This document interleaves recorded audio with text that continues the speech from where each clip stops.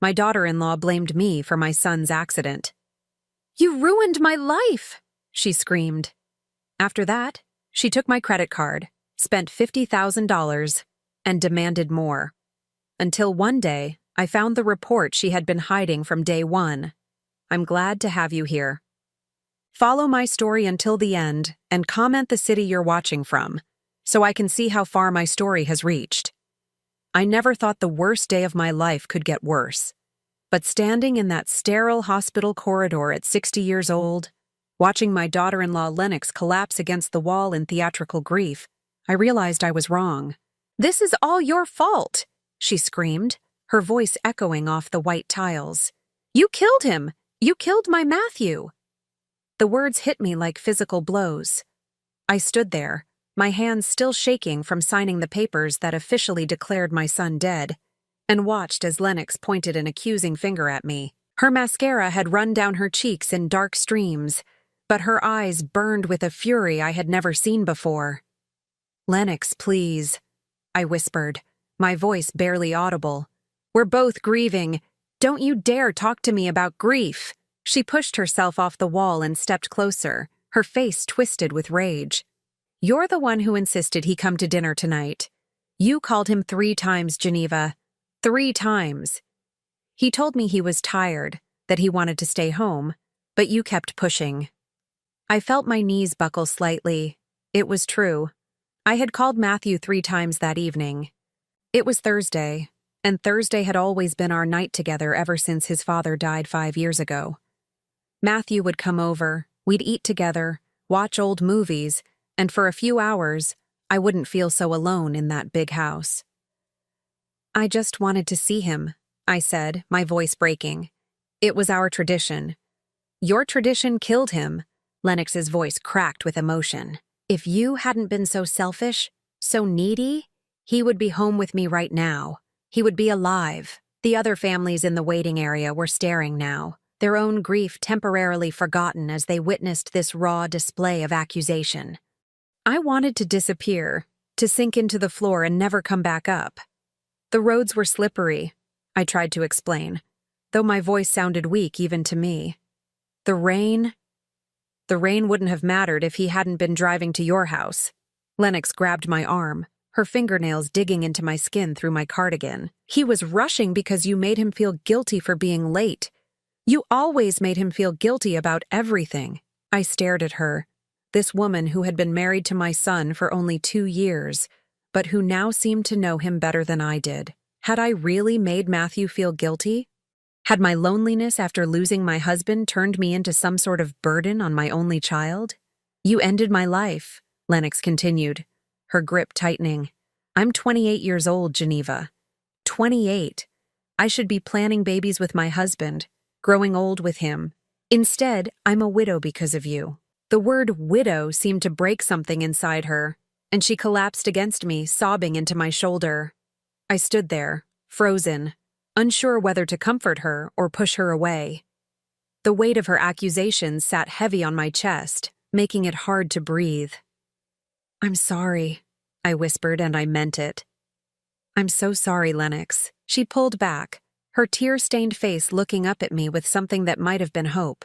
"Sorry doesn't bring him back. Sorry doesn't fix what you've done to me." I nodded, feeling older than my 60 years. "What can I do? How can I help?" Lennox wiped her eyes with the back of her hand, smearing her makeup further. "I don't know. I can't even think straight. The funeral, the bills, finding a new place to live. Matthew handled everything. I don't know how to do any of this alone." The guilt twisted deeper in my stomach. Matthew had been independent, responsible, always taking care of everyone around him. If what Lennox was saying was true, if my neediness had really caused this accident, then I owed her everything. "You won't be alone," I heard myself saying. "I'll help you with whatever you need. The funeral expenses, the bills, anything." Lennox looked at me with those red-rimmed eyes, and for a moment, I saw something flash across her face. Relief? Calculation? It happened so quickly I convinced myself I had imagined it. "I can't accept charity," she said, but her voice lacked conviction. "It's not charity," I insisted, pulling my purse closer to my body. It's responsibility. If I really caused this, then I need to make it right somehow. She studied my face for a long moment, then slowly nodded. I guess I could use help with the immediate expenses, just until I figure out what to do next. I fumbled in my purse and pulled out my credit card, pressing it into her hands. Take this. Use whatever you need. Lennox stared down at the plastic card, her fingers closing around it slowly. Are you sure? I mean, I don't want to take advantage. You're not taking advantage, I said quickly, desperate to ease the crushing weight of my guilt. You're my family. You're all I have left of Matthew. She tucked the card into her purse and looked up at me with what I thought was gratitude. Thank you, Geneva. I don't know what I would have done without you. As we stood there in that hospital corridor, surrounded by the antiseptic smell and the quiet murmur of other grieving families, I felt like I had found some small way to atone for my selfishness. I had no idea that I was about to make the biggest mistake of my life. The funeral director approached us then, a tall man in a dark suit with practiced sympathy in his eyes. Mrs. Morrison, Mrs. Chen, we need to discuss the arrangements. Lennox straightened up, wiping the last of her tears away. Yes, of course, Geneva will be handling the financial arrangements. I nodded, my hand already reaching for my checkbook. It felt like the least I could do, but as we followed the funeral director down the hall, I couldn't shake the feeling that something had fundamentally changed between Lennox and me in those few minutes. The blame she had placed on my shoulders felt like a weight I would carry forever, and her acceptance of my help felt like the beginning of something I didn't yet understand. I just knew that if I was responsible for destroying her happiness, I would spend whatever time I had left trying to repair the damage. 3 months after Matthew's funeral, I sat at my kitchen table staring at a credit card statement that made my hands shake. $50,000. In 12 weeks, Lennox had spent $50,000 of my money. I had expected the funeral costs. That was $8,000 right there. The flowers, the service, the reception afterward where Lennox had insisted on catering from the most expensive place in town because Matthew deserved the best. I had agreed, of course. Guilt has a way of opening your wallet. But this was something else entirely. La Perla Lingerie, $400.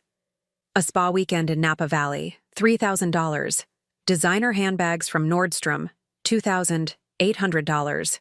A week-long grief retreat in Sedona, $6,000. The list went on and on, each charge more extravagant than the last. My phone buzzed with a text from Lennox.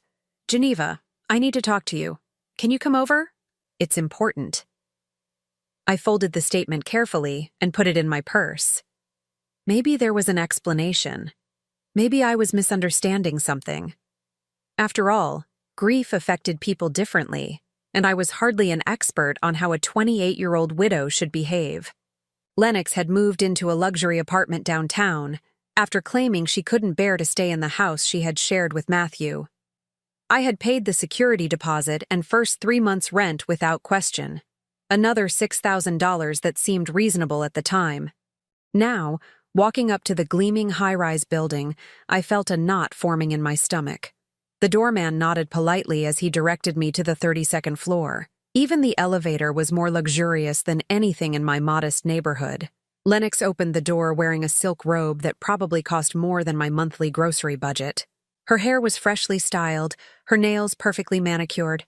She looked nothing like the broken woman who had collapsed in my arms at the hospital 3 months ago. Geneva, thank God you're here. She stepped aside to let me in, and I gasped despite myself. The apartment was stunning. Floor-to-ceiling windows offered a panoramic view of the city.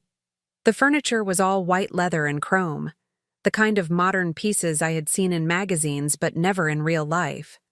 Abstract paintings hung on the walls, and fresh orchids sat on every surface. This is beautiful, I managed to say, though something cold was spreading through my chest. Matthew always wanted to live somewhere like this, Lennox said, leading me to the pristine white sofa. He used to drive by buildings like this and dream about having a view like this someday. I perched carefully on the edge of the sofa, afraid to leave any mark on the spotless leather. Lennox, I got my credit card statement yesterday. Her face immediately crumpled and tears welled up in her eyes. It was remarkable how quickly she could summon them. Oh God, Geneva, I'm so sorry. I know it seems like a lot, but I can explain everything. I pulled the statement from my purse. $50,000, Lennox. In 3 months. I know it looks bad. She sat down beside me, her hand reaching for mine. But you have to understand, I've been so lost without Matthew. The grief counselor said I needed to take care of myself, to do things that brought me small moments of joy. A $400 lingerie set brings you joy? Her cheeks flushed pink. That was for Matthew. I know it sounds crazy, but sometimes I put on pretty things and pretend he's still here. The therapist says it's part of my healing process. I stared at her, trying to process this explanation. And the spa weekends? The retreat in Sedona? Self-care, Geneva. I was falling apart. I wasn't eating, wasn't sleeping. My doctor said if I didn't start taking better care of myself, I might end up in the hospital. She squeezed my hand tighter. You wouldn't want that, would you? You wouldn't want to lose me too? The guilt hit me like a physical blow. Of course I didn't want to lose her. She was my only connection to Matthew now. The only family I had left. The apartment, though, I said weakly. This must cost $4,000 a month, she said quickly. But Geneva, I couldn't stay in our old place. Every corner reminded me of him. I was having panic attacks, couldn't function. This place, it's helping me heal. $4,000 a month. My monthly Social Security check was barely $2,000. I was dipping into my retirement savings every month just to keep up with her expenses, working extra shifts at the department store where I'd gotten a part-time job after my husband died. I don't know if I can keep up with this, I said quietly. Lennox's grip on my hand became almost painful. Please don't abandon me now. I'm just starting to feel human again. The grief support group I joined, the therapy sessions, they're all helping so much. But if I have to worry about money on top of everything else... She trailed off. But the implication was clear. I was all she had. If I pulled my support now, what might happen to her? Maybe we could find you a smaller place, I suggested. Something more affordable. Her eyes filled with tears again. Geneva, you know I would do anything to have Matthew back. Anything. But since that's impossible, this apartment is the only thing keeping me from falling apart completely. Being able to wake up and see something beautiful, to feel like there's still some light in the world. Please don't take that away from me.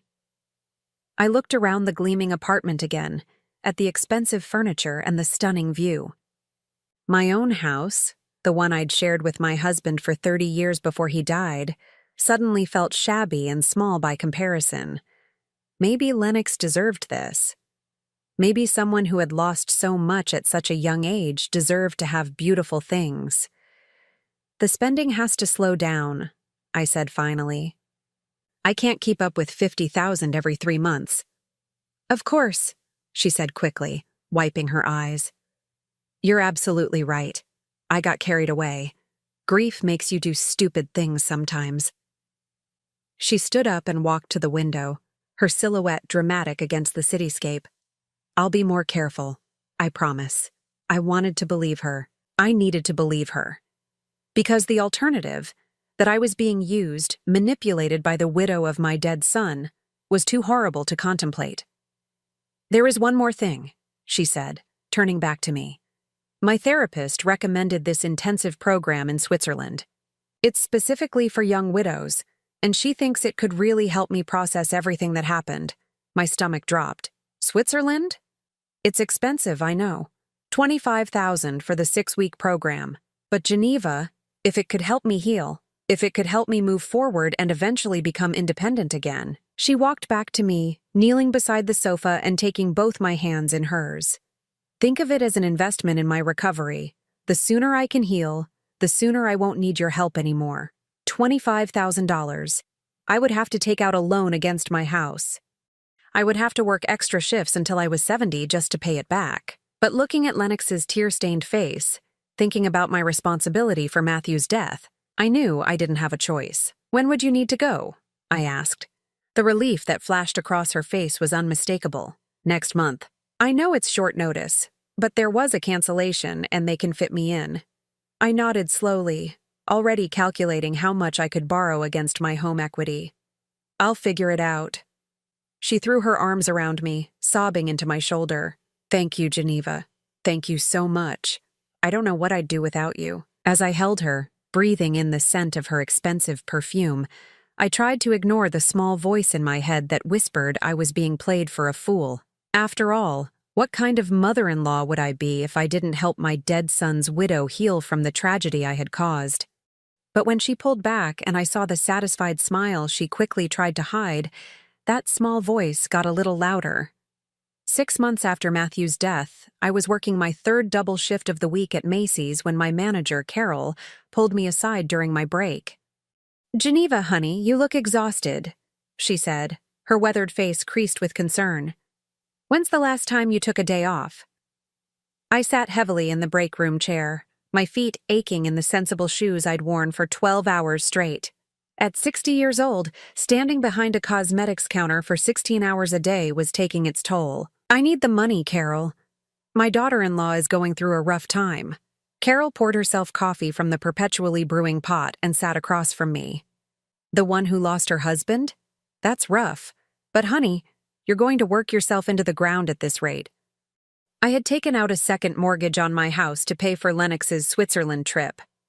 The monthly payments, combined with her apartment rent and her ongoing therapy expenses, meant I was barely keeping my head above water. Last week, I'd had to choose between buying groceries and paying my electric bill. I chose the groceries and spent 3 days in the dark until my next paycheck. "She's all the family I have left," I said, rubbing my temples where a headache was building. "I can't abandon her now." "What about you, though? Who's taking care of Geneva?" Before I could answer, my phone buzzed with a text from Lennox. "Emergency! Need $1,500 for car repairs. Mine broke down and I have important appointments this week. Can you transfer it tonight?" I stared at the message, feeling that familiar knot in my stomach. $1,500. I didn't have $1,500. I barely had $50 in my checking account until my next paycheck. "Everything okay?" Carol asked, noticing my expression. "Fine," I lied, typing back.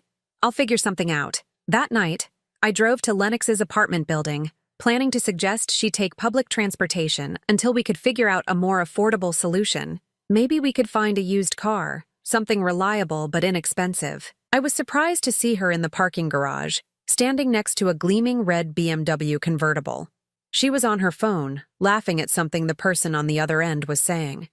She looked radiant, her hair catching the overhead lights, wearing what looked like a brand new dress. No, I can't tonight," she was saying into the phone. "I have to deal with some family drama. But maybe tomorrow we can hit that new wine bar downtown." Family drama. Is that what I was to her now? I cleared my throat and she spun around, her face immediately shifting into an expression of distress. "Geneva, thank God you're here." She ended the call quickly and slipped her phone into her purse. "I've been so stressed about this car situation." I looked at the BMW, confused. "I thought your car broke down." "It did. This is a rental. The dealership said it would be at least a week before they could fix mine, and I have all these important appointments I can't miss. The rental is costing me $200 a day, which is why I need help covering it." Something didn't feel right. "What kind of appointments?" Her face flickered with annoyance before settling back into distress. "Grief counseling, meetings with lawyers about Matthew's estate, medical appointments for the stress-related health issues I've been having." She touched her forehead dramatically. "The doctor says I'm developing ulcers from all the anxiety." I walked around the BMW, noting the temporary tags. "This is quite a rental car. The insurance company upgraded me. Something about liability coverage." She linked her arm through mine, steering me away from the car. "Geneva, I know money is tight for you, and I feel terrible asking for help, but I'm still so fragile, and having to worry about transportation on top of everything else." There it was again. The guilt. The reminder that I was responsible for her fragile state. "Maybe we could look into a less expensive rental," I suggested weakly. Her grip on my arm tightened. "This is the only car they had available on short notice. Trust me, I tried to get something cheaper. She stopped walking and turned to face me. Geneva, I need to tell you something, and I hope you won't judge me for it. My heart began to race. What is it? I've been having thoughts. Dark thoughts. Her voice dropped to a whisper. Sometimes I wonder if it would be easier to just give up, join Matthew wherever he is. The blood drained from my face. Lennox, you don't mean that. The only thing that's keeping me going is knowing that you believe in my recovery, that you're willing to invest in my healing. Tears began to stream down her face. But if the financial stress becomes too much for you, if you decide I'm not worth it, don't say that, I said quickly. Of course you're worth it. Then you'll help me with the rental costs, just until my car is fixed? I thought about my nearly empty bank account, about the credit cards that were already maxed out. I'll find a way. The relief on her face was immediate. You're saving my life, Geneva. Literally saving my life. As I drove home that night, I couldn't shake the feeling that something was wrong. But every time I tried to examine that feeling closely, the guilt would wash over me again. I was the reason Matthew was dead. I was the reason Lennox was a widow at 28. If supporting her financially was killing me slowly, wasn't that just justice? The next morning, I was folding laundry in my basement when my neighbor, Mrs. Patterson, knocked on my door. She was 75 and sharp as a tack, the kind of woman who noticed everything that happened in our quiet neighborhood. Geneva, dear, I hope you don't mind me asking, but is everything all right? I invited her in for coffee, grateful for the company. What do you mean? Well, I've noticed you haven't been keeping up your garden the way you usually do. And yesterday, I saw you walking home from the bus stop at nearly midnight. Honey, that's not safe for a woman your age. I felt my cheeks burn with embarrassment. I'd had to sell my car last month to help cover Lennox's expenses. I've been working extra shifts. Money's a little tight since Matthew died. Mrs. Patterson's eyes softened with sympathy. Oh, honey, but doesn't his wife have life insurance? A young couple like that should have had policies. I froze with my coffee cup halfway to my lips. Life insurance. In all the chaos of grief and guilt, I'd never thought to ask about life insurance. I'm not sure, I admitted. Well, even a basic policy through his employer would have been substantial enough to support that young woman for quite some time. Mrs. Patterson stirred her coffee thoughtfully. I remember when my Harold died, the insurance payout allowed me to live comfortably for years. After she left, I sat in my kitchen, staring at the phone. Should I ask Lennox about insurance? It seemed wrong somehow, mercenary. But if there was insurance money, why did she need my financial support? That afternoon, I drove past the luxury apartment complex where Lennox lived. I told myself I was just in the neighborhood, but really, I wanted to see if that BMW was still there. It was, and Lennox was leaning against it, dressed in what looked like a new outfit, laughing with a group of people her age. They all looked young, fashionable, carefree. Nothing about the scene suggested grief or fragility. One of them, a tall man with carefully styled hair, had his arm around Lennox's waist. She was leaning into him, smiling up at his face with an expression I hadn't seen since before Matthew's death.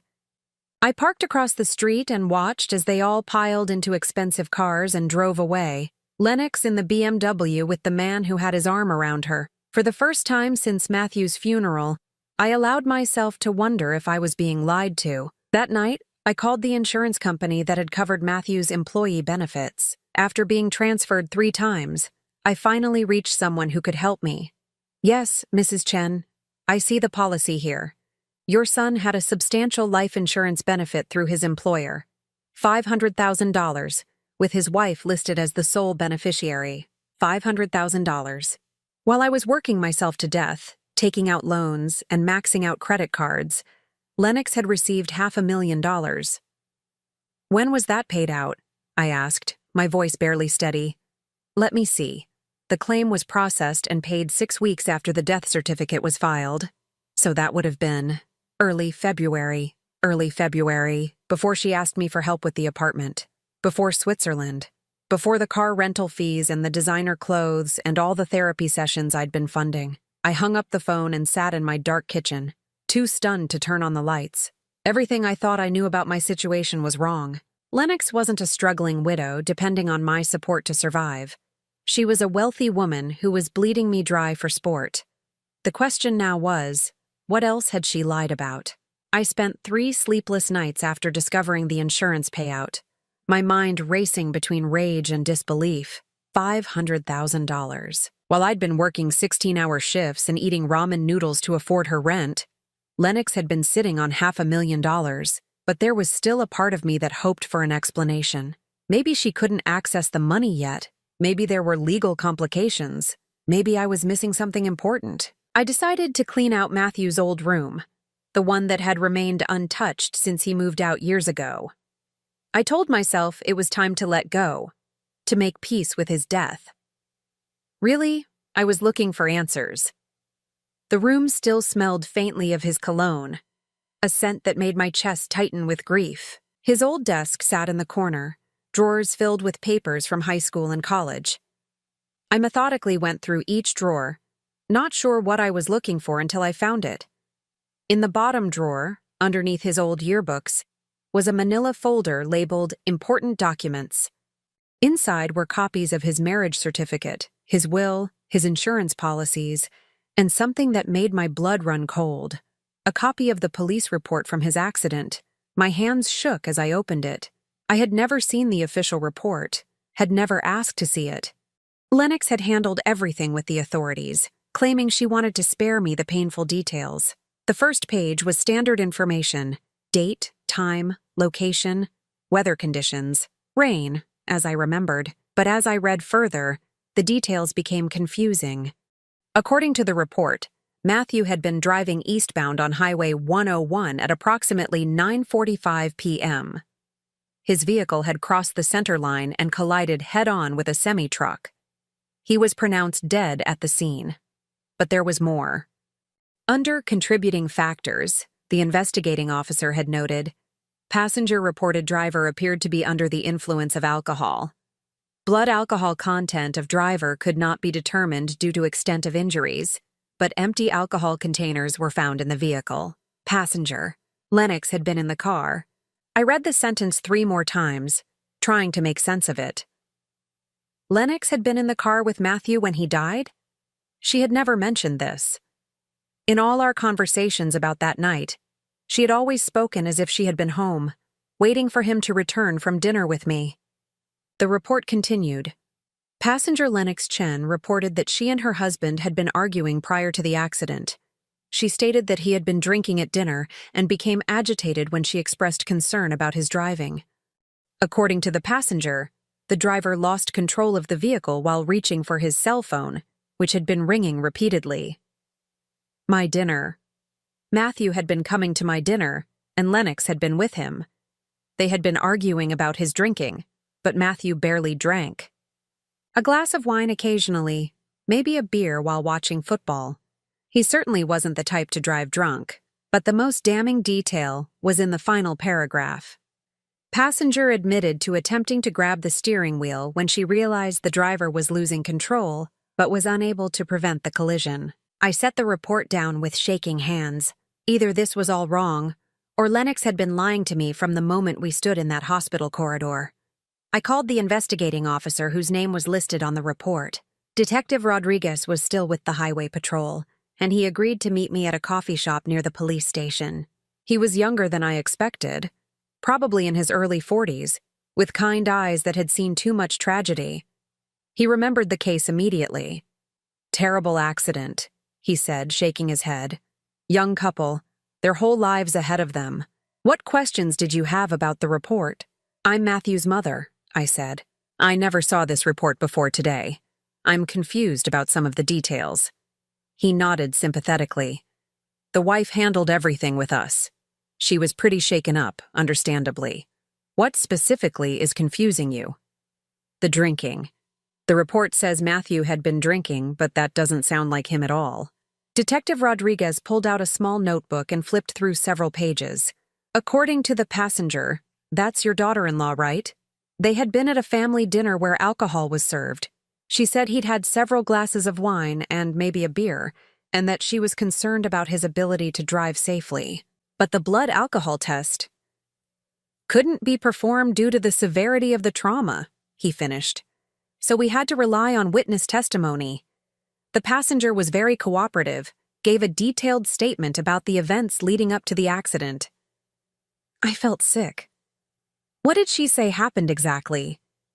He consulted his notes again. She said they left the dinner around 9:15. Your son was agitated about something. She wasn't clear about what. And was driving aggressively. She said she tried to get him to pull over, but he refused. Then his phone started ringing, and when he reached for it, he lost control of the vehicle. She said they were coming from a family dinner at my house? That's right. He looked up from his notes. She mentioned that you had been calling repeatedly, which was causing stress between them. The coffee in my cup had gone cold, but I couldn't taste anything anyway. Everything Lennox had told me was a lie. Not just omissions or half-truths, complete fabrications.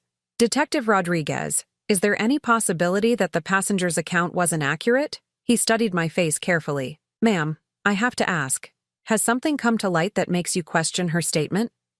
I thought about the insurance money, about her expensive lifestyle, about the lies she'd been telling me for months.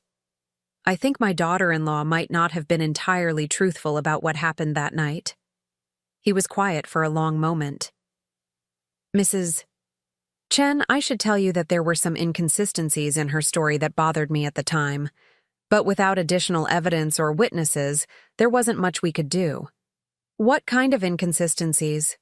Well, for one thing, she claimed your son had been drinking heavily, but the restaurant where you had dinner that night told us they only served coffee and soft drinks. Said it was a family establishment that didn't have a liquor license. My heart stopped. What restaurant? Place called Mama's Kitchen on Elm Street. Your daughter-in-law said that's where you had the family dinner. I had never heard of Mama's Kitchen, and I certainly hadn't had dinner with Matthew and Lennox that night.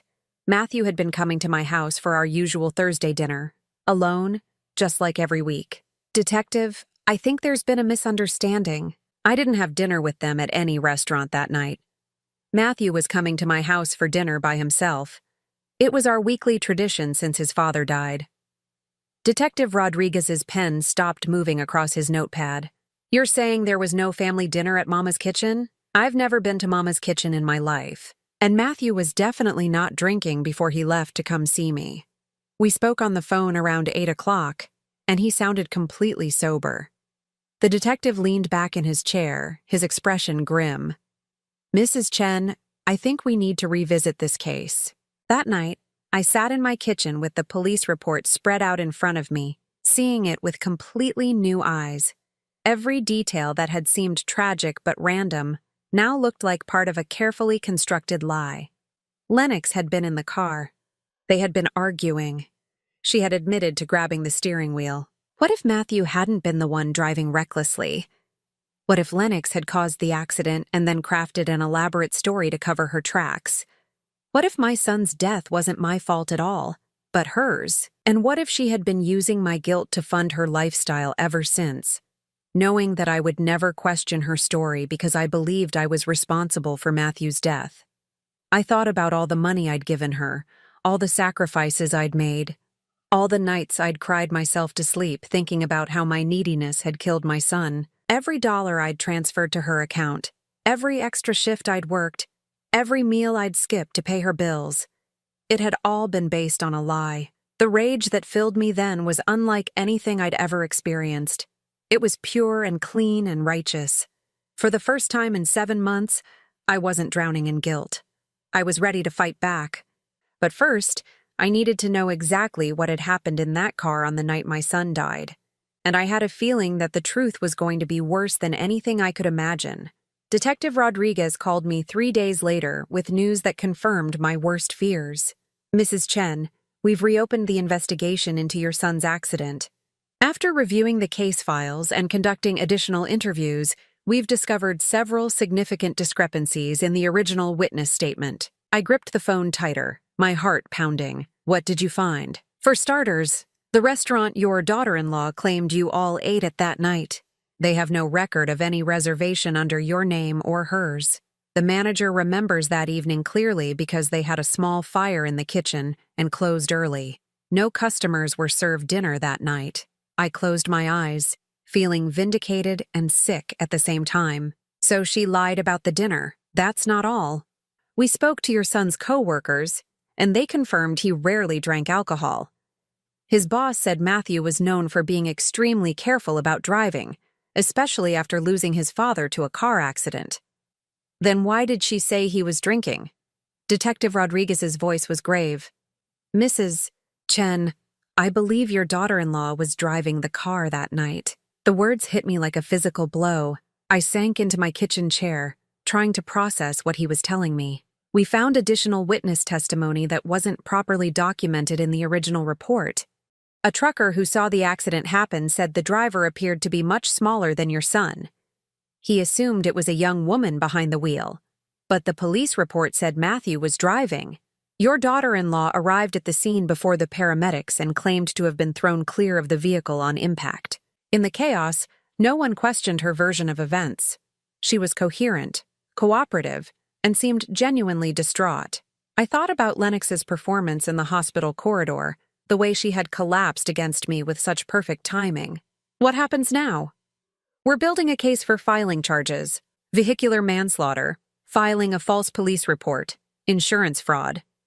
But Mrs. Chen, I need to ask you, has she obtained any money from you based on these false claims? My laugh was bitter.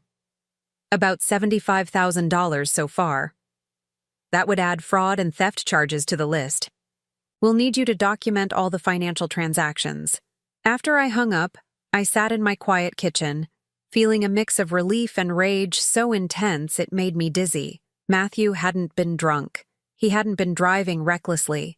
He hadn't died because of my selfishness.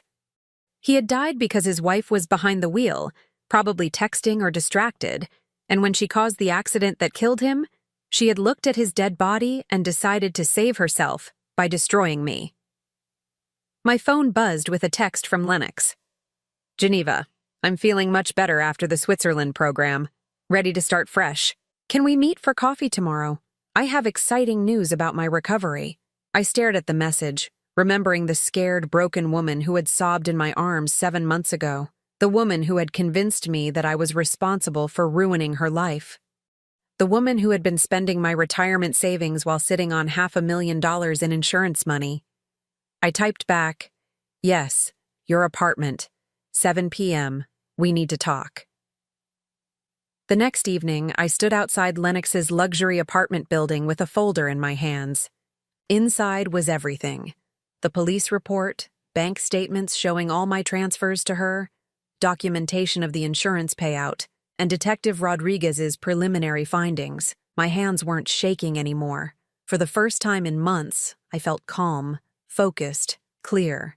Lennox opened the door wearing a flowing white dress that probably cost more than my monthly grocery budget. Her skin was glowing, her hair perfectly styled.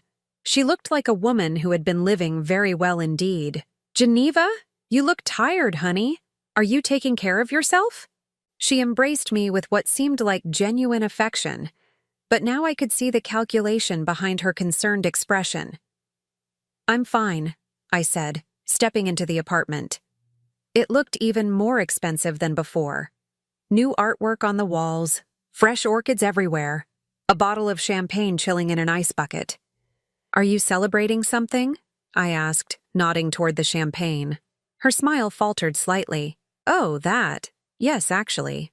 I wanted to share my good news with you. She gestured for me to sit on the white leather sofa. Geneva, I've met someone. I sat down carefully, placing my folder on the coffee table. Someone? His name is David. He's wonderful, kind, successful, understanding about my situation. She clasped her hands together, her engagement ring catching the light. Wait, engagement ring? Lennox, is that— We're engaged, she burst out, holding up her hand to display a massive diamond. I know it seems fast, but when you've been through tragedy like I have, you learn not to waste time when you find happiness. I stared at the ring, which had to be worth at least $20,000. When did this happen? Last week, while I was in Switzerland. David was there on business and we met at the hotel bar. It was like fate, Geneva, like Matthew sent him to me. The audacity of it took my breath away.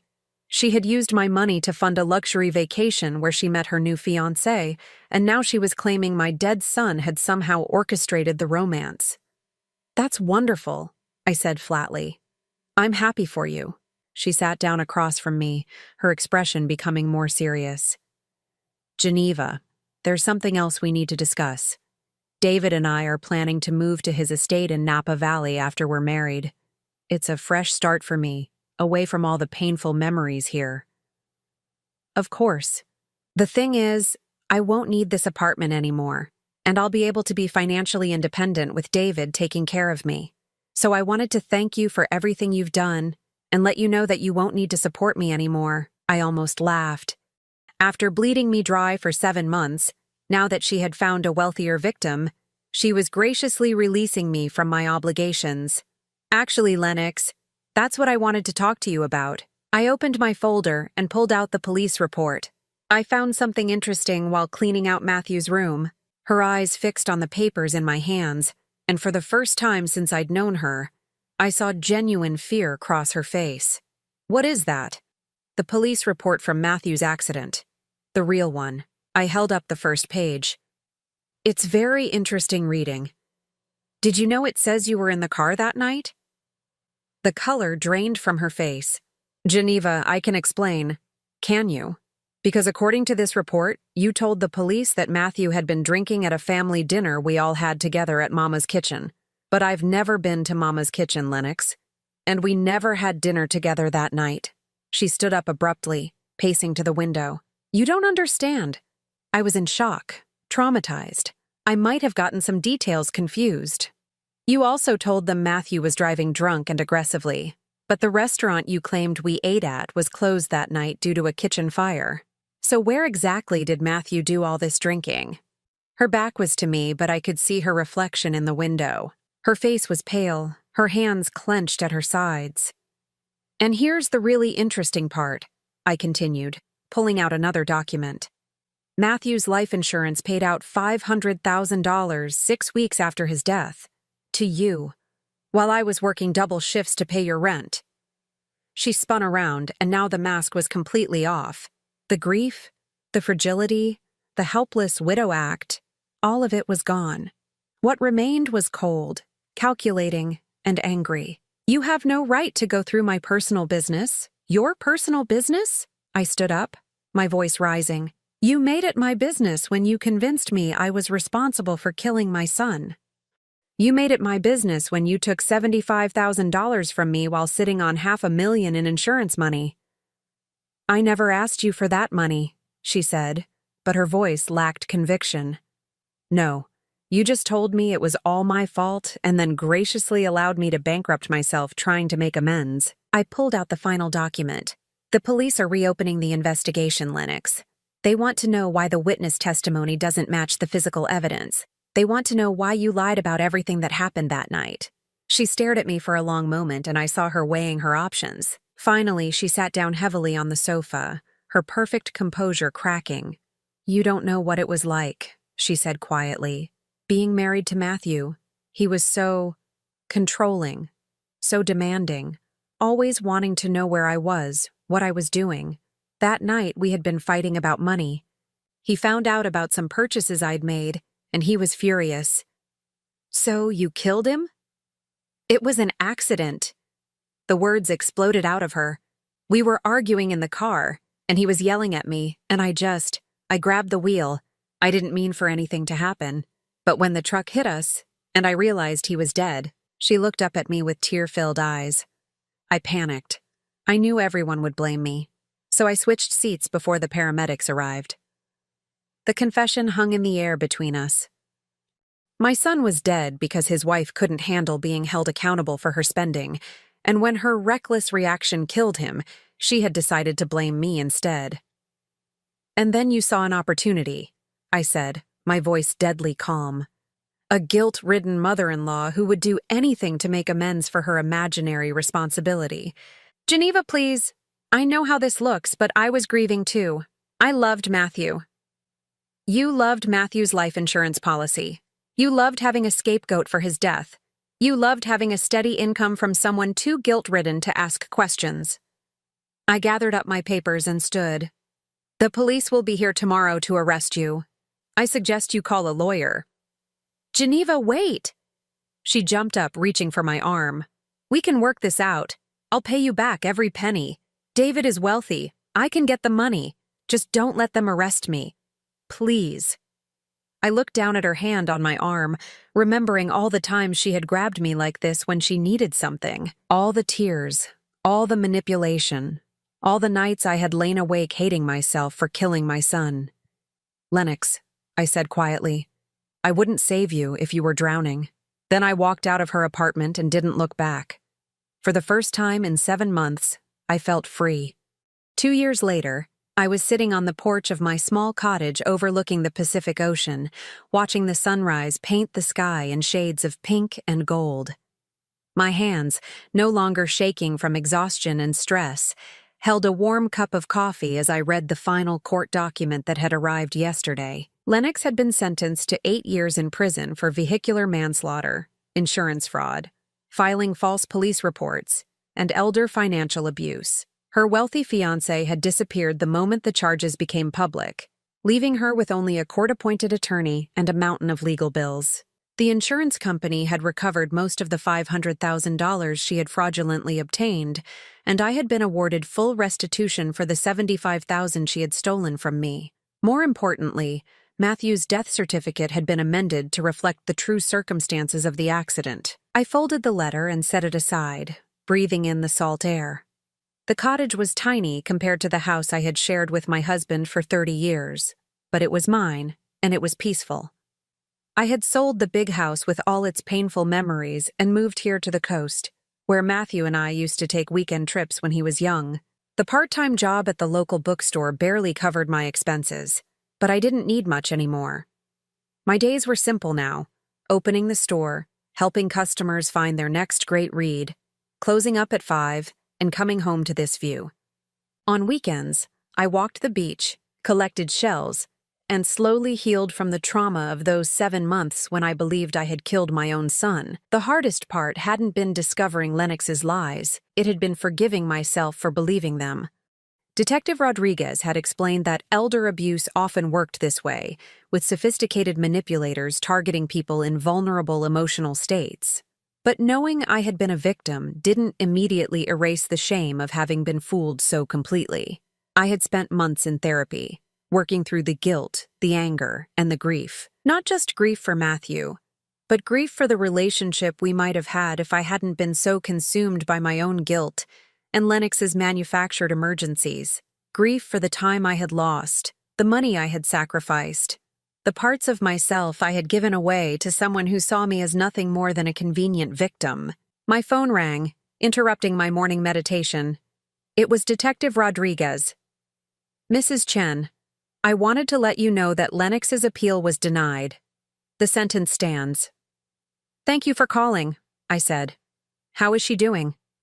Not well, from what I understand. Prison doesn't suit people who are used to luxury lifestyles funded by other people's money. I felt a small twinge of something that might have once been pity, but it passed quickly. Lennox had made her choices. She had chosen to grab the steering wheel in anger, causing the accident that killed Matthew. She had chosen to switch seats and lie to the police. She had chosen to manipulate me with fake grief while spending my life savings on designer clothes and luxury vacations. Mrs. Chen, can I ask you something personal? Detective Rodriguez's voice was gentle. How are you doing, really? I looked out at the ocean, where a family of dolphins was playing in the morning waves. I'm doing well. Better than I have in years, actually. I'm glad to hear that. You know, in 20 years of police work, I've seen a lot of victims of financial elder abuse. Most of them never fully recover, either financially or emotionally, but you seem to have found a way to rebuild. I had help, I admitted. Good therapy, supportive neighbors, and the knowledge that my son's death wasn't my fault. That made all the difference. After we hung up, I walked down to the beach for my morning ritual. Every day for the past 2 years, I had come to this same spot where a large piece of driftwood had been worn smooth by the waves. I would sit here and talk to Matthew, telling him about my day, about the books I was reading, about the peace I had finally found. Today was different, though. Today felt like an ending and a beginning. "I got the final court papers yesterday," I said to the waves. "It's over, Matthew. She's going to prison for what she did to you and what she did to me afterward." A pelican landed on a rock nearby, watching me with curious eyes. "I know you probably wouldn't want her to suffer, even after everything. You always had a bigger heart than me. But I'm not sorry she's facing consequences. What she did was evil, and evil should have consequences." The pelican took off, soaring over the waves with effortless grace. "I miss you every day, but I'm not drowning in guilt anymore. I know you wouldn't want me to live that way.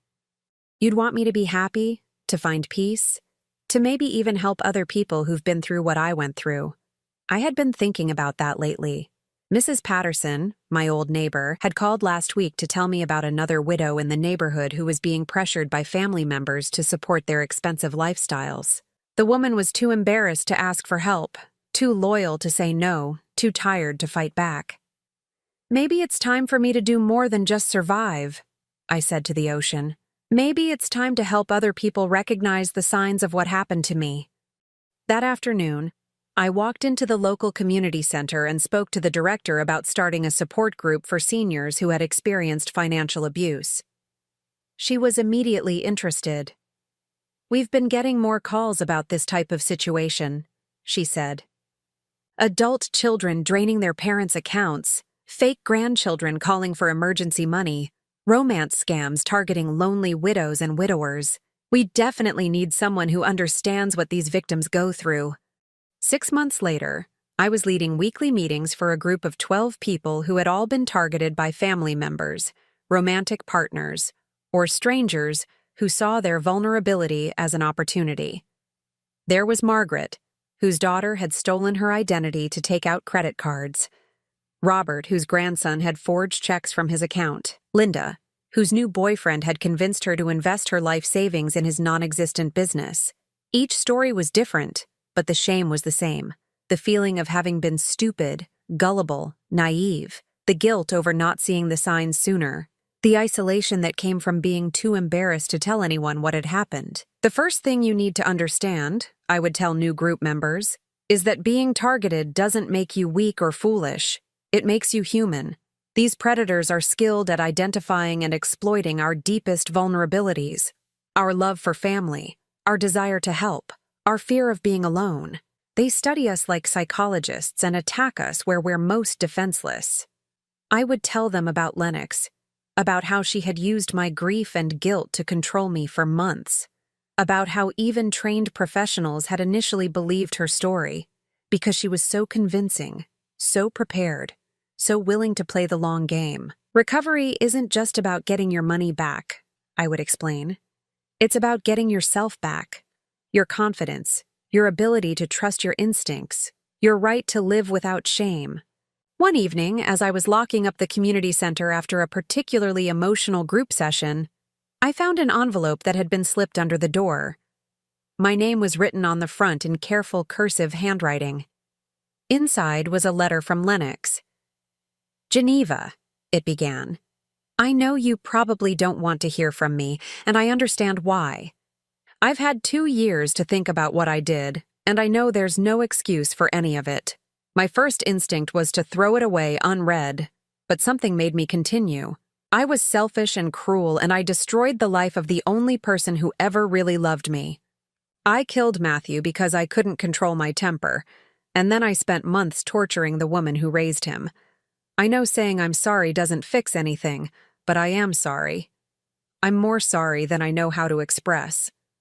The letter went on for several pages, detailing her remorse, her therapy sessions, her growing understanding of the damage she had caused. She mentioned that she had seen news coverage of my support group work and was proud that I had found a way to help others.